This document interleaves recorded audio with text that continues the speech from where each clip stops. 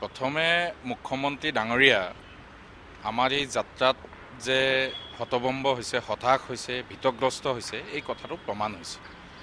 আৰু আমাৰ সন্মানীয় প্ৰদেশ কংগ্ৰেছৰ সভাপতি গৌৰৱ গগৈ ডাঙৰীয়াৰ যি জনপ্ৰিয়তা আৰু এই জনপ্ৰিয়তাৰ প্ৰতি উত্থান, এই উত্থান দেখি হিমন্ত বিশ্ব শৰ্মা ডাঙৰীয়া আৰু বিজেপি দল যে হতাশ হৈছে, এয়া ইতিমধ্যে প্ৰমাণ হৈছে।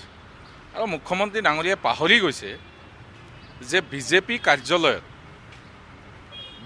কাৰ্যালয়ত সন্ধিয়া 7 বজাৰ পিছত মহিলা প্ৰৱেশ নিষিদ্ধ বুলি আপোনালোকৰ চেনেলত আমি দেখিছিলোঁ।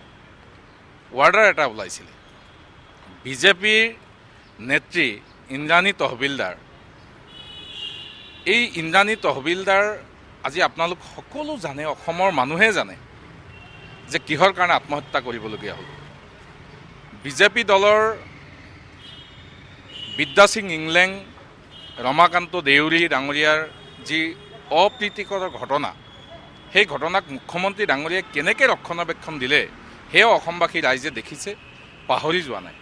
গতিকে মই মুখ্যমন্ত্ৰী ডাঙৰীয়াক এটা কথা কৈছোঁ যে যদি মুখ্যমন্ত্ৰী ডাঙৰীয়াই মোক অনুমতি দিয়ে, এপইণ্টমেণ্ট দিয়ে, তেতিয়াহ'লে ভূপেন বৰা ডাঙৰীয়া, আমাৰ দলৰ শীৰ্ষ নেতা দেৱব্ৰত শইকীয়া ডাঙৰীয়া, মীৰা বৰঠাকুৰ ডাঙৰীয়ানীৰ যি কথোপকথন, সেই কথোপকথনক বিকৃত কৰি এটা ৰহণহানি, যেনেকুৱা ধৰণৰ এটা ইংগিত তেখেতে অসমবাসী ৰাইজৰ আগত দেখাব খুজিছে, যদি সেই ভিডিঅ' ফুটেজৰ যদি সঁচা কথাখিনি যদি আমি দেখাব লাগে, যদি মুখ্যমন্ত্ৰী ডাঙৰীয়াই যদি মোক অনুমতি দিয়ে, মই মুখ্যমন্ত্ৰী ডাঙৰীয়াক গৈ দি থৈ আহিম।